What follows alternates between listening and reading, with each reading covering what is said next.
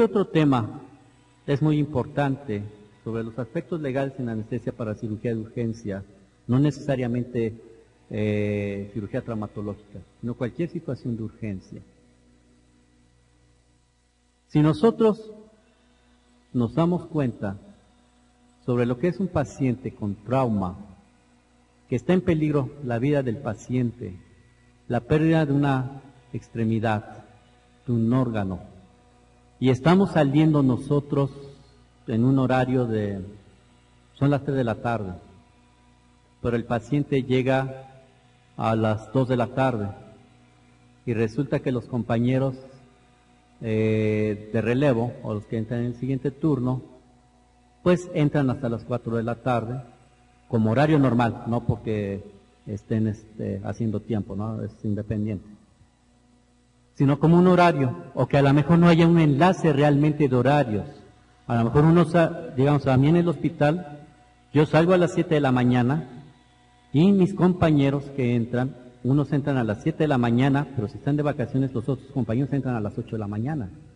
Entonces no tenemos realmente un enlace que, digamos, sobrepase una hora con la otra, que se imbrinquen. Entonces, ¿qué vamos a hacer nosotros? Si está esa situación en la que el paciente está perdiendo la vida, ¿lo dejamos al siguiente turno o empezamos la anestesia? ¿Ustedes qué harían? ¿Empiezan la anestesia? ¿Y si lo han hecho? ¿Y se quedan con el paciente? Si está grave, hasta que termina. ¿No? Bueno, aquí es una de las cosas que sí tenemos que aclarar. Porque el hecho de manejar pacientes graves, y si ya empezamos nosotros el procedimiento, debemos de continuarlo. Nosotros, aun y cuando está la norma de que sí podemos nosotros entregar a un paciente y firmar ambos dos, lo que viene siendo la nota de entrega y el que recibe el paciente, cuando son situaciones de emergencia y que está muy grave el paciente, es preferible no entregar pacientes, sino continuar hasta que termine. No porque les dé yo malos consejos, por la situación de cuando uno recibe un paciente grave, obviamente ya está uno aceptando la responsabilidad de ese paciente, y si pasa algo, el problema va a ser para nosotros. Igualmente, si yo estoy recibiendo ese paciente grave, no tengo que entregárselo a mi compañero hasta que esté en condiciones estables para podérselo entregar. Entonces es una cosa muy importante. O sea, no se niega la entrega del paciente, pero hay que ver el momento adecuado para poderlo hacer. Porque si no, ahora sí que el muertito nos lo achacan a nosotros. Hay otras situaciones en las cuales tenemos nosotros que considerar mucho dentro de lo que son los aspectos legales. Sí, y que sucedió hace algunos años con algunos compañeros de cirugía. ¿Sabemos no hay abogados? ¿Seguros? Bueno, sucede que en muchas ocasiones, pues obviamente los abogados son contratados por las personas que lesionaron, haya sido por el mecanismo de lesión que haya sido atropellamiento, proyectil de arma de fuego, instrumento punzocortante. Y en aquella ocasión, hace como unos 15, 16 años, sucedió que fueron por el compañero de cirugía. El paciente había fallecido, pero lo detuvieron los judiciales porque dijeron que se había muerto por una mala atención de parte del médico cirujano y no por el que produjo la lesión. Entonces es muy importante también nosotros referir las notas de cómo llegan los pacientes. Nosotros como anestesiólogos también, cuando se va a dar la información a los familiares, si es que hay familiares, debemos de salir junto con el cirujano. No que el cirujano salga solito a dar la información. Porque a veces resulta que el paciente, a lo mejor ellos lo dejaron medio bien. Los residentes tardan todavía una hora, hora y media en cerrar al paciente y se presentan otro tipo de complicaciones. Y resulta que el adscrito de cirugía ya dio el informe de que el paciente no estaba grave, sino está delicado nada más. Y resulta que ya está muerto. Entonces siempre nosotros debemos salir con los cirujanos a dar los informes. También siempre debemos de solicitar ese consentimiento informado. ¿Qué hacen ustedes cuando tienen un paciente inconsciente y no hay familiares? ¿O no hacen nada?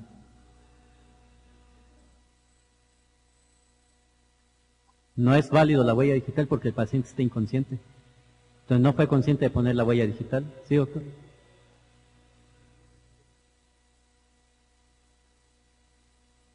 No en todos los hospitales hay MP.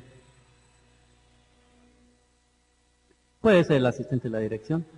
Pero aquí lo que se debe de hacer, si está en peligro la vida del paciente, lo que se tiene que hacer es, 2 médicos son los que deben de firmar la autorización de la cirugía y poniendo realmente el por qué se va a hacer esa cirugía.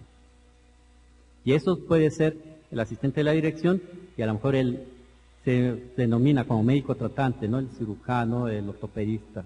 Pero igualmente podemos ser también nosotros, porque también vamos a ser tratantes de lo que viene siendo.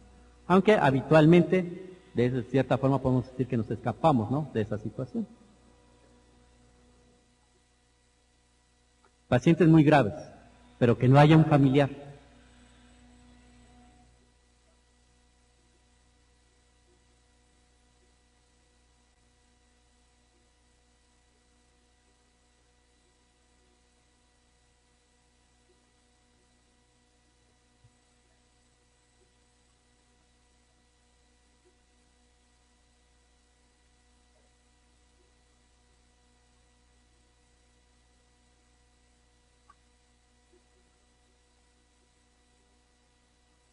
Como para absolvernos alguna culpa, no. Pero debemos de tenerla, porque así sabemos nosotros que nos está autorizando. Ahora, si está el paciente consciente, él tiene el libre derecho de aceptar o negar la cirugía. ¿Sí? Si el paciente decide hacerse la cirugía porque está grave o que requiere esa cirugía de urgencia, él firma, él está autorizando a hacerse el procedimiento.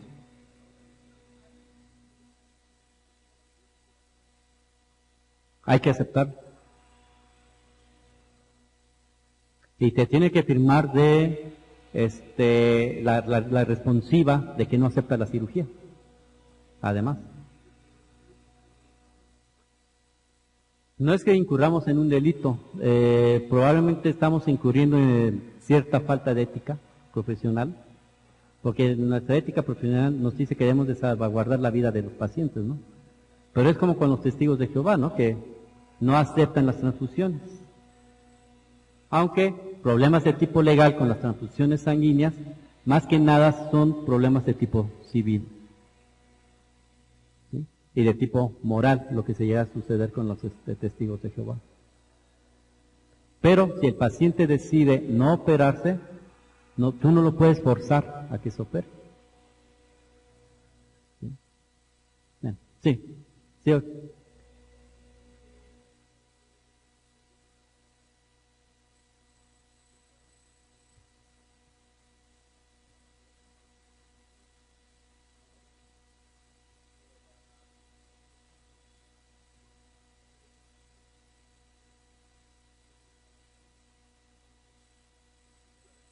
Familiares.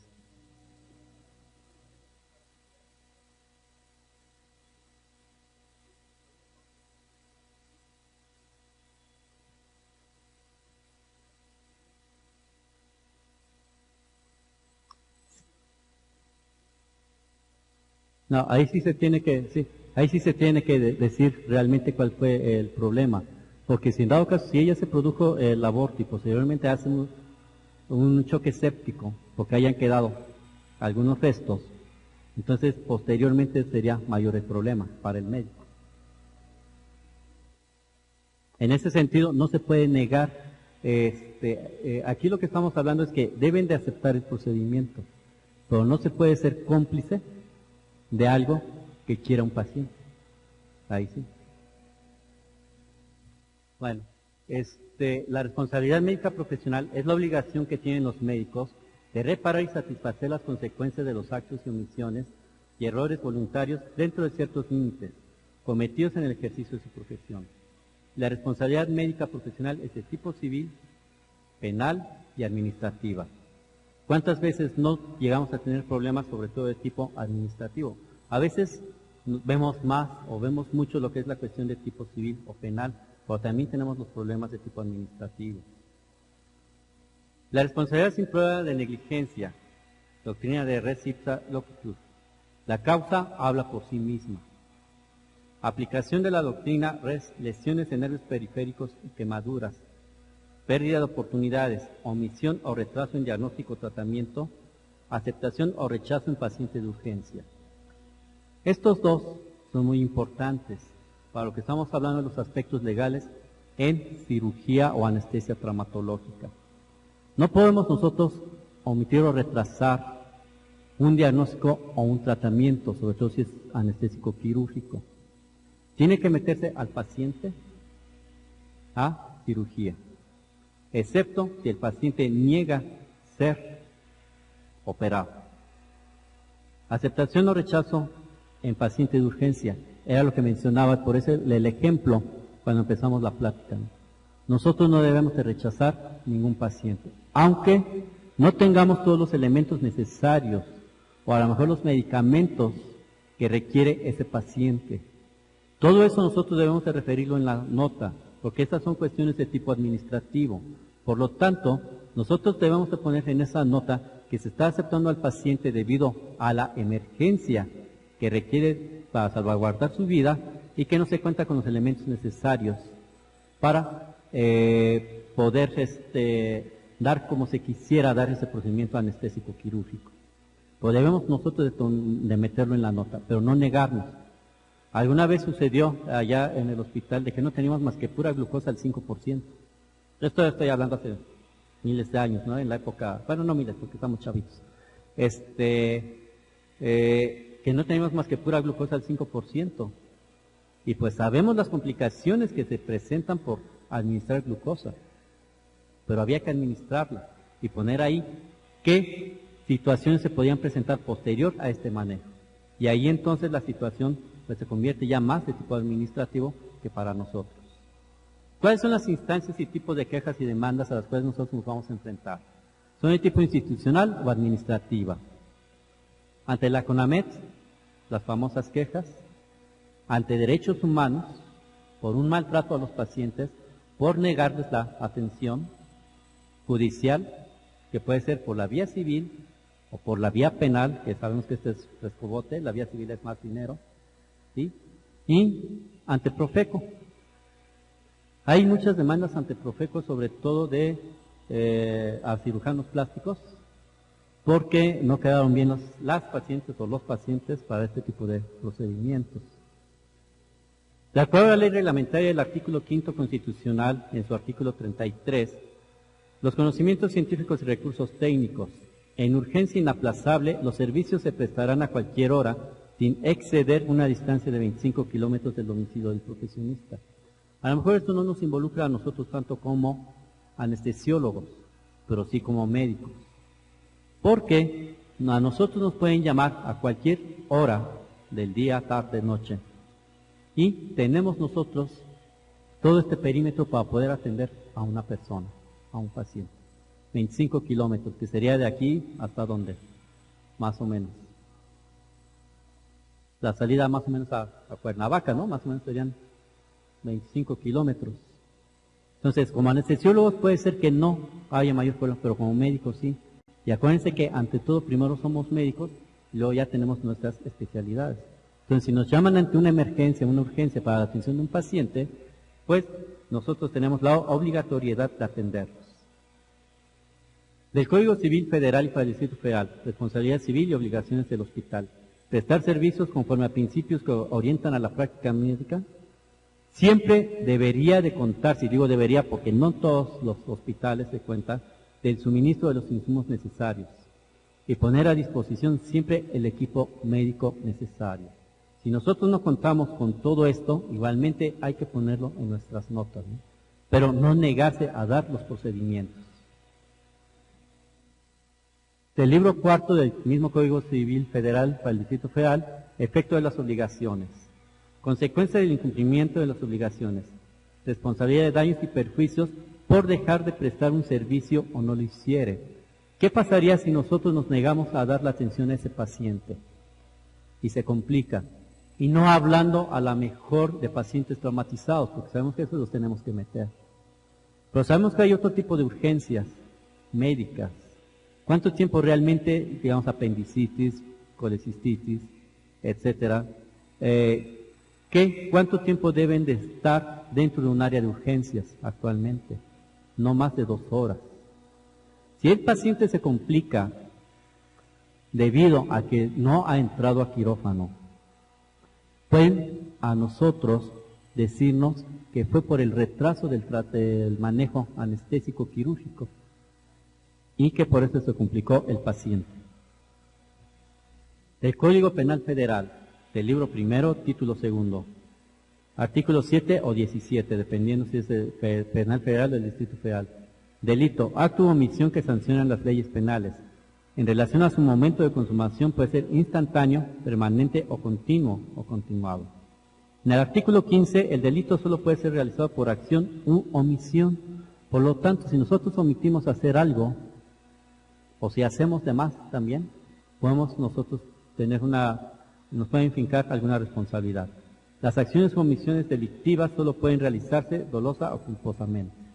Nosotros habitualmente, o mejor dicho, nunca lo hacemos en forma de dolo, ¿no? En el artículo 229, se aplicará al médico responsable de un lesionado o enfermo que lo abandone sin causa justificada y sin dar aviso a la autoridad correspondiente. Si nosotros ya estamos atendiendo a un paciente, no debemos abandonarlo, debemos de continuar su manejo. Y si estamos en un hospital, bueno, si el paciente ya se encuentra en condiciones, dejárselo siempre con nota firmada por nosotros que estamos entregando o si estamos recibiendo. Y tiene que firmar tanto el que entrega paciente como el que está recibiendo. Comete homicidio. Comete el delito de homicidio el que priva de la vida a otro. No se tendrá como mortal una lesión, verificación de muerte, por alteraciones de la lesión en órgano u órganos interesados, consecuencias inmediatas o complicación inevitable por la lesión que no pudo combatirse, incurable, ya por no tenerse al alcance los recursos necesarios. Esto debido a que muchos pacientes que nos llegan lesionados, pues puede considerarse este artículo. O sea, nosotros no estaríamos involucrados si la lesión es por necesidad o si no se contaba con los elementos necesarios para tratar. Verificación de circunstancias de lesión mortal, aunque se pruebe que se habría evitado la muerte por auxilios oportunos, que la lesión no habría sido mortal en otras personas, que fue causa de la constitución física de la víctima o circunstancias en que se recibió la lesión. Se tendrá como mortal una lesión cuando la muerte se deba a alteraciones causadas por la lesión en órgano u órganos interesados. Lesión no mortal cuando la muerte sea por causa anterior a la lesión y no influya en la misma. ¿Cuántas veces no ha pasado que una persona sufre una colisión automovilística o a lo mejor es atropellado? Pues resulta que va caminando o va manejando y previamente sufre un infarto masivo. Posteriormente cae, pero pasa el automóvil y lo atropella. Entonces ahí la causa de la muerte es el infarto, más no el que lo hayan atropellado. Y obviamente aquí ya viendo a los abogados, pues ya sabrá cómo saca jugo, ¿verdad? Sobre esto. Abandono de personas. Nunca abandonar a una persona, nunca abandonar a un paciente. Recordemos nosotros que esto sí nos lo pueden a nosotros achacar si abandonamos a nosotros a un paciente en el mismo quirófano. Entonces, nunca hay que abandonar a los pacientes. Y esto también está más encaminado hacia lo que son los médicos de urgencias. Abandono a niño o persona enferma con obligación de cuidarlos. Si resultase alguna lesión o muerte, se presumirán como premeditadas para los efectos de aplicar las sanciones. Si alguna persona que se debe tener un cuidado específico tiene alguna otra lesión o fallece, entonces nosotros somos los responsables. En el mismo Código Penal para el Distrito Federal, en la omisión de informes médico-forenses, al médico que habiendo prestado atención médica a un lesionado, no comunique de inmediato a la autoridad correspondiente. Misma sanción a quien otorgue responsiva de atención. No sé si algunos de ustedes den consulta médica o como algólogos. Pero si nosotros tratamos a un paciente que haya tenido alguna lesión, que probablemente haya sido intencional, sobre todo proyectil de arma de fuego, instrumento punzocortante, etcétera, y que no se dé aviso a lo que sería el Ministerio Público o a las autoridades correspondientes, entonces nosotros estamos siendo en cierta forma también cómplices y por lo tanto vamos a tener esta sanción. Abandono, negación y práctica indebida del servicio médico en el mismo Código Penal. Prisión de 1 a 4 años con multa de 100 a 310 y suspensión del ejercicio de la profesión por un tiempo igual al de la pena de prisión al médico en ejercicio que, estando en presencia de un lesionado o habiendo sido requerido para atenderlo, no lo haga o no solicite el auxilio de la institución adecuada. Si usan batas y no quieren que los llamen ante un evento, pues entonces quítense las batas cuando salgan a la calle. Se niega a prestar asistencia a un enfermo cuando esté en peligro de muerte o de una enfermedad o daño más grave y por las circunstancias del caso no pueda recurrir a otro médico ni a un servicio de salud. Aunque no demos consulta, volvemos a lo mismo, somos médicos y nos pueden llamar para atender a cualquier paciente. Entonces, igualmente no debemos nosotros de negarnos a esa atención. Prisión de 1 a 4 años y multa de 100 a 300 días al médico que atiende un lesionado y deja de prestar el tratamiento sin avisar a la autoridad o no cumpla las obligaciones que impone la legislación de la materia. Del Código de Procedimientos Penales, del cuerpo de delito, huellas y objetos del delito, en el artículo 109. En cuanto a lesiones, el herido será atendido bajo la vigilancia de 2 médicos legistas o por los médicos de los sanatorios u hospitales penales, que rendirán informe al Ministerio Público o al juez. De la curación de heridos y enfermos, curación de lesiones de enfermedad por delito, en hospitales públicos, curación por médicos o un practicante. En el 126, curación en hospitales públicos y excepcionalmente privados de lesionados, detenidos o retenidos. Habitualmente, los pacientes, no sé si en el Seguro Social lleguen personas que están detenidas, que están presos, pero lo que es la Secretaría de Salud del Distrito Federal, más que la misma Cruz Roja, nos llegan muchos pacientes de los reclusorios. ¿Sí? Y bueno, aquí sí, dependiendo del tipo del hospital, son de los que llegan, ¿no? Nosotros en Balbuena pues nos llegan los del reclusorio Oriente, cárcel de mujeres y aparte algunos del norte. A Joco les llegan más los del sur y a la Villa pues les llegan los del norte. Curación en hospitales públicos excepcionalmente, lesionado que requiera atención inmediata lo hará cualquier médico presente o cercano al lugar y lo trasladará al hospital. Algunos de estos artículos no son necesariamente que nos involucren a nosotros, por eso es importante estar enterados de las leyes que nos rigen, porque el desconocimiento de las leyes obviamente no nos va a salvar o exonerar de algún problema de tipo médico legal. Herido o enfermo que se cure en su casa, informar al juzgado cambio de establecimiento o habitación. En el 129, el médico responsable tiene la obligación de dar el certificado de sanidad o de defunción. En el 130, lesionados que ingresen a hospitales públicos, al recuperarse saldrán de allí, siempre que no estuvieran detenidos o presos. Siempre que un lesionado internado en un hospital público salga de él, los médicos rendirán dictamen haciendo la clasificación legal, señalando el tiempo que dilatare la curación o dando el certificado de sanidad según el caso. Ante estas situaciones también personas que se encuentran detenidas o son presas, anteriormente querían fincar responsabilidad al personal médico y paramédico, digamos en este caso enfermería y los médicos, cuando escapaba uno de los reos. La obligación es que deben de estar siempre bien custodiados estas personas. A no ser que sí sean cómplices de las personas, ¿verdad? Pero si no lo son, no se debe de fincar responsabilidad ni al médico ni al personal paramédico si se llegan a escapar estas personas del hospital. De la Ley General de Salud, en el artículo 55, en conocimiento de accidentes o prestación urgente de servicios de salud, cuidarán que se traslade establecimientos de salud más cercanos para atención inmediata sin perjuicio de su posterior remisión a otras instituciones. ¿Esto a qué nos conlleva? De que si tenemos a lo mejor a un paciente lesionado que se ha recogido por los paramédicos y las ambulancias, pueden llevarlo a una institución, a un hospital cercano para ponerlo más o menos en condiciones y luego trasladarlo a donde se le dé el tratamiento definitivo. Si ustedes se acuerdan, en el sismo del 85 mencionaron que todos los hospitales, por eso creció más lo que fue lo del ATLS, que todos los hospitales tenían la obligación y los sanatorios la obligación de atender a cualquier paciente con trauma. Pues resulta que esta ley está desde los años 70, cuando estaba Luis Echeverría, el doctor debe saber, o sea que no fue reciente en el sismo del 85. Ya existía, pero con muchas cosas que tenemos de reglamentos de nuestras leyes que las desconocemos, luego se nos hacen nuevas, ¿no? Como el uso del cinturón de seguridad, que siempre ha estado en el reglamento de tránsito, pero que nunca lo usamos porque a veces los carros no traen esos cinturones de seguridad, ¿no? Agencias del Ministerio Público que reciban informes o denuncias que requieran servicios de salud de urgencia deberán disponer que las mismas sean trasladadas de inmediato al establecimiento de salud más cercano. Pero también hay que tener mucho cuidado en esto, porque a veces esas instituciones cercanas no tienen la experiencia como para manejar a pacientes traumatizados.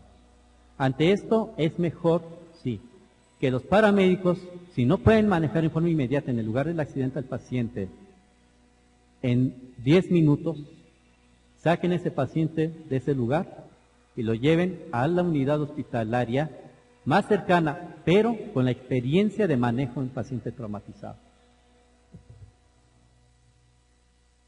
¿Qué es un accidente? Un hecho súbito que ocasiona daños a la salud y que es producido por la concurrencia de condiciones potencialmente prevenibles. Acción en materia de prevención y control de accidentes, que esto es lo que nos hace falta mucha difusión, como decíamos en el tema anterior, ¿no? La prevención de accidentes. En la Ley General de Salud, en el artículo 468 de las medidas de seguridad, sanciones y delitos, al médico que sin causa legítima se rehúsa a desempeñar las funciones o servicios que solicite la autoridad sanitaria, le dan 6 meses a 3 años de prisión con multa por lo equivalente de 5 a 50 días de salario mínimo. Pacientes que está en peligro la vida o pérdida de un órgano o de una extremidad, nunca hay que negarse a dar el procedimiento anestésico quirúrgico. Seamos anestesiólogos, sean cirujanos, sea la especialidad que sea. El paciente debe ser atendido en forma inmediata. Al médico que sin causa justificada se niega a prestar asistencia a una persona en caso de notoria urgencia, poniendo en peligro su vida. Entonces, aquí eso es lo que estamos diciendo. Así que el muertito nos lo achacan a nosotros y no al que produjo la lesión. 6 meses a 5 años de prisión y de 5 a 125 días de salario, con suspensión hasta por 2 años de lo que viene siendo la práctica, en este caso sería de la anestesiología, o sea, de la práctica médica. Si se produjera daño por la falta de intervención, suspensión definitiva. Del reglamento de la Ley General de Salud en materia de prestación de servicios de atención médica, en el artículo 17 nos dice, prestación de servicios de establecimientos privados y los servicios de urgencias. Establecimientos donde se proporciona atención médica se contará siempre con personal suficiente e idóneo y las 24 horas del día, los 365 o 366 días del año. O sea, siempre debe de haber en lugares o en hospitales traumatológicos o de urgencias personal capacitado para poder atender a este tipo de personas. O, bueno, personas traumatizadas. De la disposición para la prestación de servicios en hospitales. La obligación de atención inmediata en caso de urgencia cercana a los mismos por parte de establecimientos públicos, sociales o privados. Todo problema médico-quirúrgico agudo que ponga en peligro la vida, un órgano, una función y que requiera atención inmediata. Eso es una urgencia. En el artículo 73, obligación del responsable del servicio de urgencia de tomar las medidas necesarias para la valoración y el tratamiento completo de la urgencia o la estabilización de sus condiciones generales para que pueda ser transferido. Si en caso dado se llega a una unidad que se tenga algo de experiencia en manejo de este tipo de pacientes, bueno, se pondrá en condiciones. Si no se cuenta con los cirujanos o los anestesiólogos capacitados para el manejo del paciente, entonces tendrá que ser trasladado a otra unidad hospitalaria, pero siempre bajo la responsabilidad de la unidad, tanto de la que traslada como de la que recibe. Si no se cuenta con recursos para la resolución definitiva del problema, trasladar al paciente, que es lo que decíamos. traslado con recursos de la unidad que hace el envío, sino los de la institución receptora. Ingreso a hospitales debe de ser voluntario. ¿Sí? Aquí es lo que se comentaba, ¿no? También la atención debe de ser voluntaria. Involuntario cuando el paciente se encuentre impedido para solicitarlo por sí mismo, por incapacidad transitoria o permanente. Entonces, aquí es donde estamos viendo nosotros y relacionado con lo que es el consentimiento informado, ¿no? Puede o no firmar, puede o no aceptar o rechazar su atención médica o solicitar que otro médico lo vea. Alta voluntaria debe ser firmado por el paciente o su tutor. ¿Cuáles son los motivos de egreso? Y 2 firmas de testigos con una copia para cada parte. Esto cuando algunos pacientes niegan la atención hospitalaria, que era lo que se estaba comentando. Entonces, todo esto es lo que debe de firmar el paciente cuando se niega a ser atendido. Autorización para la realización de procedimientos y estudios. También debe tenerse un consentimiento informado para lo que es la realización de los procedimientos diagnósticos. En caso de requerir procedimientos de urgencia y estar incapacitado, se deberá obtener autorización por el tutor si es que lo hay. En ausencia, consenso de por lo menos de 2 médicos. No dice asistente de la dirección, no dice Ministerio Público. Es de 2 médicos que van a tratar al paciente porque saben qué es lo que le van a hacer el procedimiento quirúrgico. Amputación, mutilación, extirpación orgánica, modificación física permanente, fisiológica o mental, con la firma de 2 testigos designados por el interesado o la persona que lo suscriba. Pacientes detenidos, el hospital responsable es solo de la atención médica, no de la custodia. Ya lo habíamos dicho. ¿Sí? Sí, a no ser que sean cómplices, ¿verdad? Y les ayuden. Pero entonces ahí sí ya les fincarán otras cosas. Servicios de urgencias. Siempre con los recursos suficientes e idóneos. Las 24 horas del día durante todo el año. No debería ser válido decir, no contamos con anestesiólogo, no contamos con cirujano, con neurocirujano, porque obviamente esto retrasa el tratamiento del paciente, se incrementa la morbilidad y por ende la mortalidad. Hospitales deberán contar con medicamentos para su operatividad 24 horas del día y todo el año. Si no contamos, pues hay que hacer un escrito a los jefes de servicio para que los jefes de servicio a su vez lo refieran a sus superiores y así sucesivamente. Aunque terminemos haciendo ahora sí que muchos muchos escritos, ¿sí? Aunque nos hagamos escrituritis. Medidas de seguridad y sanciones. Se sancionará al responsable de los servicios por no contar con el personal idóneo. Esto es a nivel administrativo. Suficiente o equipo material o local adecuado de acuerdo a los servicios que se presten. Reincidencia, clausura temporal o definitiva. Esto es tanto para las instituciones de salud como para las privadas. Al responsable de cualquier establecimiento en el que sin autorización por escrito se realicen cirugías que pongan en peligro la vida o la integridad física. También es importante resaltar que no se deben de hacer cirugías nada más por hacerse, porque también conllevan, como sabemos, a problemas médico-legales, con una multa de 200 a 500 salarios, a menos que se demuestre la necesidad imperiosa de realizarla para evitar un perjuicio mayor. Clausura definitiva, establecimientos que nieguen prestación de un servicio en notoria urgencia poniendo en peligro la vida o la integridad física de la persona. Por lo tanto, aun y cuando sean, y estamos hablando de que puede haber instituciones o hospitales privados que no cuenten con el personal capacitado o con los insumos necesarios para la atención del paciente traumatizado, tienen la obligación de recibir al paciente y posteriormente, como decía en los artículos anteriores, referirlo a otras instituciones. Ahora bien, la clasificación de las cirugías. A ninguno se nos olvida lo que es una cirugía electiva. Y tenemos la cirugía de urgencia y la cirugía de emergencia. Este paciente había estado secuestrado y yo siempre he dicho que fue un cirujano el que le hizo la lesión. Porque observen, se está introduciendo el tubo endotraqueal como si le hubiesen hecho una traqueostomía. Pero este paciente ya llegó y estaba respirando por lo que era la tráquea, los sonidos traqueales. Entonces, urgencia son pacientes que no deben de pasar más de 2 horas en el área de urgencias. Y no es válido que estos pacientes pasen a piso sin el procedimiento anestésico quirúrgico. Emergencia, no más de 30 minutos, con o sin estudios de laboratorio. Cuando está en peligro la vida del paciente, no debemos nosotros ahí sí de retardar el hecho de solicitar exámenes de laboratorio, a no ser que estemos en un lugar donde realmente en 30 minutos nos entreguen todo, ¿verdad?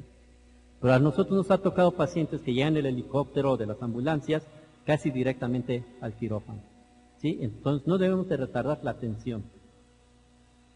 Las causas de cirugía de urgencia no traumatológicas, traumatológicas, y pueden ser primarias o secundarias al mismo traumatismo. También, nuevamente, la cirugía electiva de urgencia, la cual puede ser una cirugía de urgencia inmediata, intervención de urgencia inmediata y no intervención de urgencia, que es la que pasaría más de 2 horas. Aquí pues se perdió, pues la amputación de una extremidad y pues tuvo que entrar también en forma inmediata porque el paciente estaba en choque hipovolémico. Las laparotomías pueden ser terapéuticas o necesarias, no terapéuticas o innecesarias, inadecuadas, porque no debió de haberse hecho ese procedimiento, y negativas, porque no se encontró realmente algo que estuviese lesionando al paciente. Con respecto a ginecobstetricia, las urgencias son por el mismo embarazo, relacionadas directamente al mismo, asociadas e incidentales. Puede haber cirugía obstétrica y cirugía no obstétrica. Las causas igualmente pueden ser mixtas. El tipo de cirugía igualmente puede ser electiva, pero hablando de urgencias, aquí tenemos una paciente embarazada con una fractura expuesta que fue manejada obviamente con anestesia regional, ¿sí? Y las de emergencia. Sabemos nosotros también aquí que en trauma, todas las pacientes que tienen trauma pues deben de ser realmente ingresadas a quirófano. Aquellas que en dado caso puede ser otro tipo de patologías y que pueda yugularse el cuadro, pues entrarán posterior a los 5 o 6 meses del embarazo. ¿Cuáles son los principales problemas en situaciones de urgencia? Que no actuemos en forma inmediata ante la urgencia, que estemos a lo mejor platicando, que no estemos en nuestro lugar respectivo para poder atender al paciente, que se omita el consentimiento informado, no encontrarnos en el lugar requerido, andar con prisas porque tenemos que llegar al otro hospital o ir a ver al novio o a la novia o a quien quieran ustedes. Abandono, lesión, secuelas, muerte, el despertar intraoperatorio del paciente, los horarios institucionales, la responsabilidad profesional y los delitos contra la vida y la integridad corporal. Esas son las principales situaciones de urgencia. Problemas a los cuales nos podemos nosotros enfrentar como anestesiólogos. Una valoración preoperatoria incompleta o nula, que sabemos que en pacientes con trauma va a ser nula y no sabemos realmente cómo se encuentra ese paciente previo a lo que fue el traumatismo. Carencia de servicios médicos asistenciales, elección del manejo anestésico. Esa farmacología que mencionamos previamente, ¿qué vamos a darle a nuestro paciente?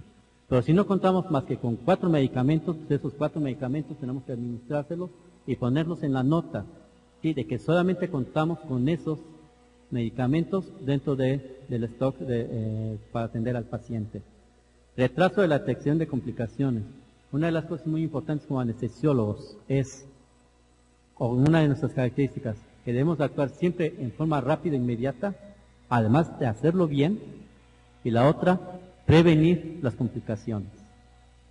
O si no los pudimos prevenir, detectarlas a tiempo y manejarlas en forma inmediata. La falta de atención, relegar funciones y responsabilidad, no en ningún caso es dejar al residente solo. Siempre como adscritos tenemos que estar con ellos. Exceso de confianza y negarse a dar los procedimientos. Y esto es lo más importante en los pacientes de trauma, negarse a dar los procedimientos. ¿Qué hacer para disminuir demandas? Pues mantener, si el paciente está consciente y sin mayor problema, pues mantener una buena relación médico-paciente, realizar realmente nuestra valoración preanestésica, tener el consentimiento informado firmado, o sea, no nada más es tener el consentimiento informado, es tenerlo firmado, mejorar los estándares de cuidado, tener nuestras notas pre, trans y posanestésicas. A veces estamos muy dados a hacer la nota transanestésica junta pre, trans y post, no, es pre, es trans y es post anestésica. Son 3 notas. Y si pueden hacer la que se da posteriormente de alta en la unidad de cuidados postoperatorios, también. Responder apropiadamente a incidentes, reconocer pródromos de mala práctica, evitar la responsabilidad de otros y contar con los certificados que exige la ley.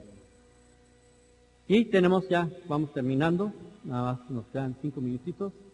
Recomendaciones para mejorar la práctica de la medicina y que estos fueron sacados por la CONAMED. Mantener la relación respetuosa con el paciente y su familia. Esto es muy importante. Muchas veces nosotros como anestesiólogos no tenemos ese contacto con los familiares. Entonces, siempre es bueno, aún ante las situaciones de urgencia, platicar con los familiares, pero siempre en conjunto con el cirujano, para que ambos sepan lo que se está diciendo. Informar y obtener el consentimiento por escrito antes de realizar los procedimientos con riesgo. Elaborar el expediente clínico completo. Actuar con bases científicas, éticas y apoyo clínico. Proceder con facultad y conocimiento. Garantizar seguridad en las instalaciones y equipo. Atender a todo paciente en caso de urgencia calificada y nunca abandonarlo. Para la práctica de la anestesiología, garantizar una atención anestésica profesional. Valorar integralmente cada caso en el preanestésico, establecer el mejor plan anestésico con el que contemos en ese momento, reducir riesgos innecesarios, vigilar estrechamente la etapa de recuperación.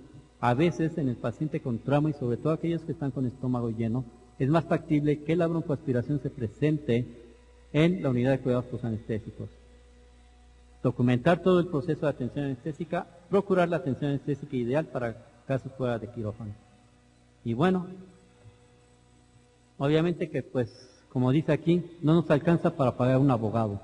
Saldría más barato estudiar leyes. ¿Sí? ¿Cuántos médicos actualmente, y yo conozco a 5 anestesiólogos que se han dedicado a estudiar leyes, ya se recibieron de abogados? Nada más esperemos que estén del lado bueno, ¿verdad? Que somos nosotros, y no se vayan a ir del otro lado, en el buen sentido de la palabra, ¿eh?